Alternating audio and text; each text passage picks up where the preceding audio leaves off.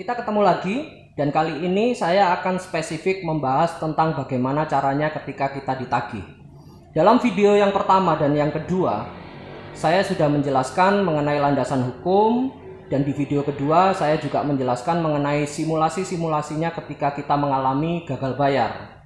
Video kali ini berkaitan dengan video yang kedua, karena ketika debitur gagal bayar, secara otomatis akan muncul proses penagihan.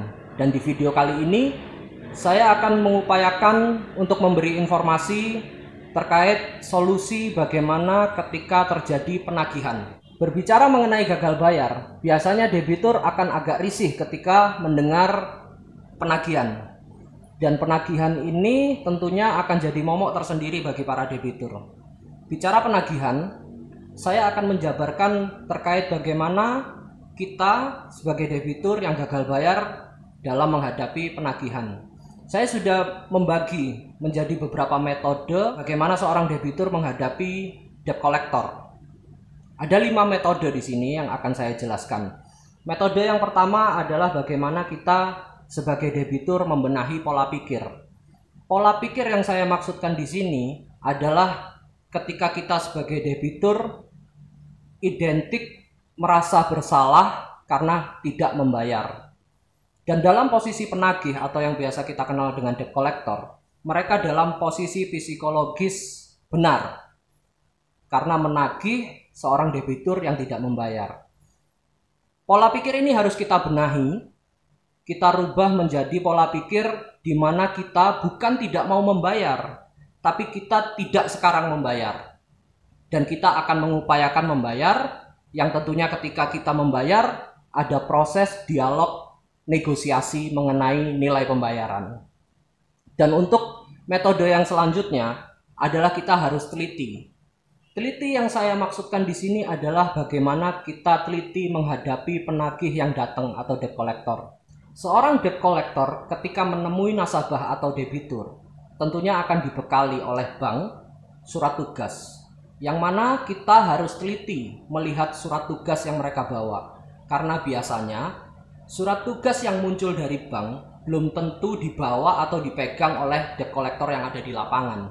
Dalam hal ini kita harus mencocokkan antara identitas debt collector apakah sama dengan surat tugas yang dia bawa. Teliti yang saya maksudkan adalah demikian. Dan metode yang selanjutnya adalah berdialog. Ketika surat tugasnya sudah sama dengan identitas, maka disitulah proses selanjutnya kita melakukan dialog. Dialog yang saya maksudkan adalah kita menyampaikan alasan-alasan kenapa kita sebagai debitur tidak bisa membayar. Dan dalam hal ini, psikis kita harus tetap dalam kondisi baik. Dalam kondisi ekonomi yang seperti sekarang, naik turunnya finansial itu biasa.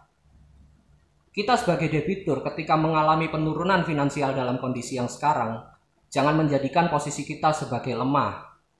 Karena ketika dalam posisi lemah, seperti yang saya jelaskan di pola yang pertama, metode yang pertama tadi, tentunya secara mental kita akan kalah. Di situ kita menjelaskan alasan kenapa kita gagal bayar, dan kita mengupayakan dan seterusnya. Dalam dialog itu tentunya kita mengedepankan proses dialog yang baik, komunikasi yang baik, dan seterusnya. Dan selanjutnya, setelah dialog terselesaikan, selanjutnya kita harus bersikap. Bersikap yang saya maksudkan adalah bagaimana kita menyatakan mengenai kapan dibayar. Dalam proses ini tidak boleh debitur memberikan harapan terhadap penagih. Karena ketika kita memberikan harapan terhadap penagih, tentunya seorang debt collector akan sangat menantikan pembayaran tersebut. Dan pada jatuh tempo yang kita janjikan, mereka akan datang lagi. Jadi sebaiknya ketika tidak bisa membayar, stop. Sampaikan faktanya bahwa kita tidak bisa membayar dengan faktor seperti apa, karena penyebabnya apa. Jadi tidak boleh ada hal yang bersifat menjanjikan di sini. Sampaikan apa adanya, ketika tidak bisa membayar, stop. Dan untuk yang metode yang terakhir, selanjutnya adalah cermat.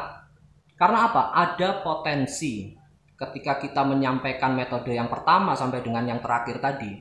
Ada potensi di mana oknum, saya berbicara oknum meskipun tidak keseluruhan, Ada potensi di mana oknum akan menawarkan penawaran-penawaran yang tidak ada sebetulnya di bank. Jadi tidak ada penawarannya yang ditawarkan di program bank tersebut. Penawaran yang saya maksudkan adalah contohnya membayar sebagian atau membayar nilai yang kecil yang sifatnya mereka janjikan bisa menghapuskan piutang, itu tidak ada. Jadi kita harus cermat menyikapi penawaran-penawaran oknum. Itu tadi metode pertama sampai dengan kelima yang saya jelaskan. Dan berikutnya saya akan menjelaskan mengenai potensi-potensi yang muncul di lapangan ketika proses penagihan. Dalam cuplikan ilustrasi di samping, di sini menceritakan tentang bagaimana proses penagihan yang keliru.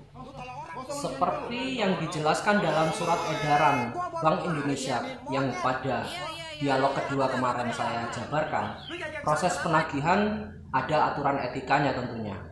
Dan di ilustrasi ini menggambarkan bagaimana seorang penagih atau yang biasa disebut debt collector menagih dengan cara yang kurang beretika, atau bisa dikategorikan tindakannya mengerucut pada tindakan premanisme. Ketika terjadi kejadian seperti ini, tentunya kita harus bersikap tegas. Yang pertama, kita upayakan untuk mengingatkan yang bersangkutan bahwasanya tindakan yang bersangkutan adalah salah. Ketika yang bersangkutan tidak mau untuk kita ingatkan, kita sebagai tuan rumah bisa memerintahkan yang bersangkutan untuk keluar dari rumah. Dengan bahasa yang paling gampang, kita usir mereka. Selanjutnya, ketika mereka tetap bersikukuh, pastikan kita memiliki alat bukti untuk tindakan hukum yang akan kita tempuh. Dalam Kitab Undang-Undang Hukum Pidana, ada pasal 368 yang mengatur tentang tindakan seperti dalam ilustrasi di samping. Kita bisa melaporkan yang bersangkutan. Maka dalam hal ini kita harus cerdik untuk mendapatkan bukti. Dan dalam ilustrasi video yang selanjutnya ini menggambarkan tentang bagaimana kesigapan petugas kepolisian dalam merespon keluhan masyarakat. Kita sebagai warga negara, kita memiliki hak untuk dilindungi. Dan dalam hal tindakan sipil, ini adalah fungsi dan yurisdiksi kepolisian. Ilustrasi video di samping ini menggambarkan bagaimana aparat kepolisian secara cepat merespon tentang keluhan masyarakat terkait adanya tindakan penagihan yang keliru yang dilakukan oleh oknum debt collector. Dari uraian yang saya jabarkan di depan tadi mengenai bagaimana caranya kita menghadapi proses penagihan ketika kita gagal bayar sebagai debitur, kita simpulkan bahwa prinsipnya kita harus tetap dalam kondisi tenang supaya dapat menjalankan metode pertama sampai dengan kelima yang saya jelaskan tadi. Ingat, kita harus tetap mengupayakan. Dalam hal ini bukan berarti kita tidak mau membayar, tapi kita sedang mengupayakan untuk membayar dan sudah diusahakan. Oke, itu tadi ulasan seputar metode bagaimana caranya kita sebagai debitur yang gagal bayar menghadapi proses penagihan di lapangan. Sampai ketemu lagi di video-video kita selanjutnya. Ingat, tetap semangat, tetap tenang, tetap berusaha dan optimis. Salam semangat.